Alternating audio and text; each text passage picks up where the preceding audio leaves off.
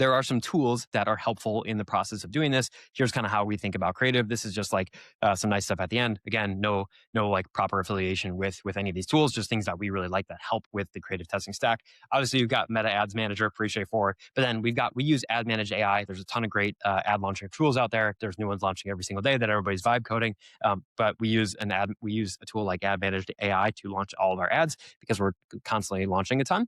We use Motion for performance review, cohort tracking, like I showed you. It's baked in, and then they have AI tags, right? So, like when I was showing the graph over time of how things spend and trend over time, that's baked into Motion, and it's again one of my favorite tools. So you can see how not only how individual ads are trending over time, but different types of messaging, right? We had a client last year. I did a 6-month performance analysis. It was halfway through the year. And what we looked at was how did messaging trend by month? And they sell a product that can be used year round, and they have some seasonality, but for the most part, like they do really well year round. But every 2 months, the top performing messaging changed. And so it's really important that we looked at the AI tags that Motion has. And you can see when you talk about how this works for, I'm going to have to anonymize this a bit, but when you talk about how it works for winter versus how it works in spring versus how it works in summer versus how it works, the messaging changed substantially. Now it was more specific than that, but there was always a new theme of something that worked better every 2 months. And if you don't track that, you don't know that, because there's seasonality can impact messaging very, very easily, as you can imagine. And it can, therefore, you might have winners that look like losers all of a sudden because you're forcing ad spend into them, but it just might not be right for the time of year. But wait 2 months and it could pop off. So that's why I love that's why I love those cohort views for Motion.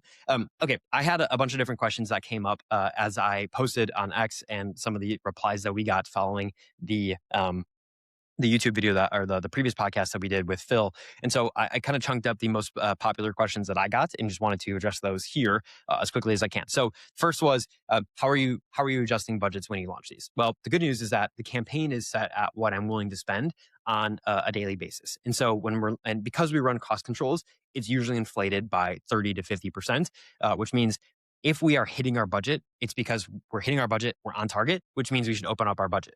The degree to which you open up your budget is relative to how efficient you are. If you're super efficient, you're 2x your efficiency goal, then you can be more aggressive with 100%, 200% increases.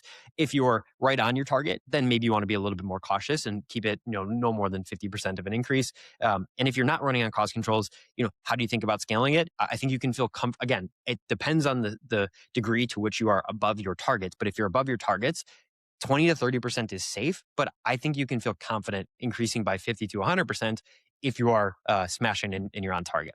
Personally, don't love running lowest cost or highest volume, whatever they're calling it these days. But that's how I would think about budget adjustments in that case.